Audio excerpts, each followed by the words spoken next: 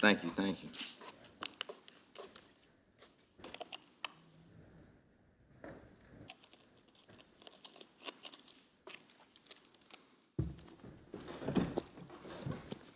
Hey, questions for DeVonta. What made you comfortable that this was the time to say yes to the extension? Um, I mean, this is what God wanted. It was presented before me, and thought about it, prayed on it, and that's what God put on my heart. So I followed along with it. Was this on your mind at all during the season, or did you do a good job in your mind of kind of compartmentalizing and not worrying about it? Nah, I wasn't worried about it at all. I just went out there and did what I was supposed to do. I know everything else was going to handle itself. What does this mean to you? It means a lot. It's been a long journey. The journey is not over; it's just starting.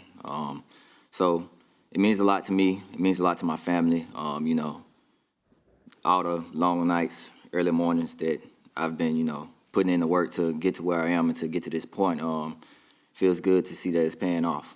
You mentioned the journey's just starting. You'll be 30 when this contract expires. What do you want to have accomplished by then? Just to live up to it. I wouldn't say expectations, but Mr. Lurie, Howie, Nick, they gave me this opportunity for a reason, because of the things I've been doing. So hopefully I can, return to them by continuing to do that and being even better. Do you feel there's an extra responsibility now that you have this contract? No, I wouldn't say it's extra, any more responsibilities. Continue being me. I would say that's the only thing. Just continue doing what I've been doing. What's the next step in your game? Continue being a student of the game. Every year things change, philosophies change, and things like that. So continue to be a student of the game. Being mentally prepared every game. What's it mean to you to have, to be here long term with A.J. Brown for, at least the next couple of years and everything? Just, the two of you, 1-2, and everything.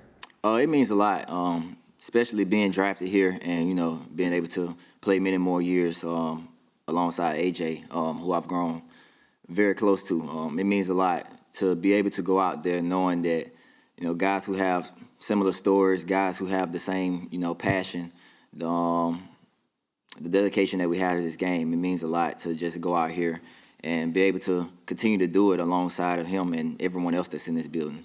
Yeah, you were drafted. What do you think makes you and AJ a special tandem? I think, understanding each other, understanding where we come from. I think both of us have a great understanding of what it means to each other and the things that we sacrifice to play this game. Is there a sense of validation when a contract like this puts you among the top in the league? I don't seek validation from no one. I think me just going out here, doing what I've done has got me to this point, and I would like to continue to do that. I'm going to continue to do that. So as long as I'm happy, as long as my family happy, as long as I understand what God's put me here to do, I'm going to continue to do that. How much better can you get in your mind? You can always get better. There's no such thing as you've reached your peak. You can continue to get better. You can always get better. So, as I continue to go along with my off season, continue to look at myself and the things I've done and the things I need to get better at, we'll keep doing that. As far as timing, your fifth-year option was coming up. You maybe had some more time to maybe have a dialogue for extensions. Why now? What was the conversation there, and in terms of getting a longer-term deal at this moment with this team? Like I said, that's what God put on my heart, and I'm never gonna second guess him or anything that he puts on my heart. So I roll with it. We're a week away from the draft. Do you go back and think about that day at all? And if so, what's your best memory of that day? Yeah, all the time. Just the feeling I had hearing my name called, knowing that I was coming to Philly, knowing that I was coming to play with Jalen, somebody that I've grown close to in college. Just that feeling of, weight being off my shoulders, coming to a place where I had somebody that I can relate to, somebody that I was comfortable with. You're still, you're now like the 9th offensive starter. You may be aware of this or not, that is under contract for at least the next 2 years. What does that mean for the offense in terms of continuity and being able to grow as a team that way? It means a lot. You know, being a team, it starts with your relationship with each other. I think that's a big part. Having guys that, you know, have a good relationship with each other, guys that are familiar with each other. So, you know, everybody is comfortable pushing each other to the limits that, you know, that are uncomfortable. You were named the captain last year, and we also saw certain points in the season when you weren't happy with the product after games. You were pretty honest and forthright about that.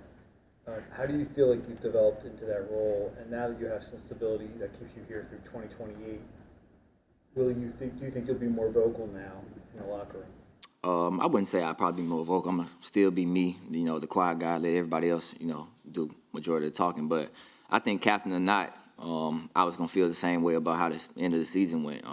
When you're somebody that puts a lot into this game and know the work that you put in and you expect a lot out of it, that's kind of the feeling that you have, but you also understand, you know, that's part of the game. You're going to have ups and downs and things like that. Everything is not going to always go smooth. So, you know, you have to always be ready for it, and when it comes, you have to be ready to respond. What's your view of playing in this city? What made you want to commit to, you know, playing through 2028? I understand, you know, expectations are high in this city. You know, the fans, they expect a lot of you, and when you're not playing up to it, they let you know. And me, being the person I am, nobody's harder on me than myself. So, you know, nothing that fans say or things like that can actually get to me. And I mean, I embrace it. I embrace it because it just shows that, you know, the fans love it. They live and breathe Philly. I mean, not only us, but basketball, baseball, everything. I mean, they love it, and you want to be in a city like that. And I always say, I don't think there's a better sports city than Philadelphia. Now that you've had time to reflect on last season, can you put your finger on what went wrong, and why do you think things will be different in Kellen Moore's offense? Why do you think things might be different in 2024? Well, I mean, last year was last year. You know, I'm not thinking about that. I'm thinking about this year. Like you said, new OC here, you know, getting familiar with his terminology and things like that. So, you know, last year was last year. Nothing I can do about that besides grow, you know, within myself, getting better at the things that I need to get better at. But, you know, I'm looking forward to this year. You mentioned your excitement level when you got drafted about joining Jalen. Now that you've kind of helped each other reach these big contracts, is there a sense of pride behind that? You know, we're always happy for each other. You know, he called, congratulated me. And, you know, with us, it's always, you know, looking forward to the things to come. So, like I said, learning new offense, you know, putting things together that we did very well last year with Kellen, and putting things that he done very good last year, and putting together and, you know, trying to get back ultimately to win a Super Bowl. Kellen's terminology, how much different? Is it harder? Is it a lot different than what it was before? I don't know much about it right now. You know, right now just really getting myself together, getting my body right. Really haven't dove into it that much. You know, a lot of times when a team has like two star receivers, there could be problems, jealousies or whatever, who's getting how many targets. You and AJ have such a, I don't know, healthy relationship, it seems like. What is behind that? How did you guys get to that point? Like I said, two guys that understand one another. I think the relationship that we have has made us be able to, you know, take the games where we don't have the big games, and the other one does, be able to just, you know, be happy for each other. You know, it's never a time that we're sitting up there, you know, we're mad at each other or mad at anyone about not getting targets. But, I mean, let's be realistic. Everybody wants to be a part of the game. Everybody wants to make that big play. And you should be happy that you have a guy like that, because you have a lot of guys that when that time comes, they'll shy away from the moment. You have a guy like him, you have a guy like me that we're never going to shy away from the moment. When that moment comes, we always want to be a part of it. And I think that's the good thing about it. And, you know, everybody wants to spin it this way and that way. But, I mean, you have two guys who want to be the alpha. And I feel like that's a good thing. And you have two guys that are happy for each other. I mean, me and AJ, we talk every day. We call each other every day. We make sure that we talk on the phone every day, whether it's football, it's life. You know, last night we had the kids on the phone talking, you know, babies just sitting there doing a baby talk.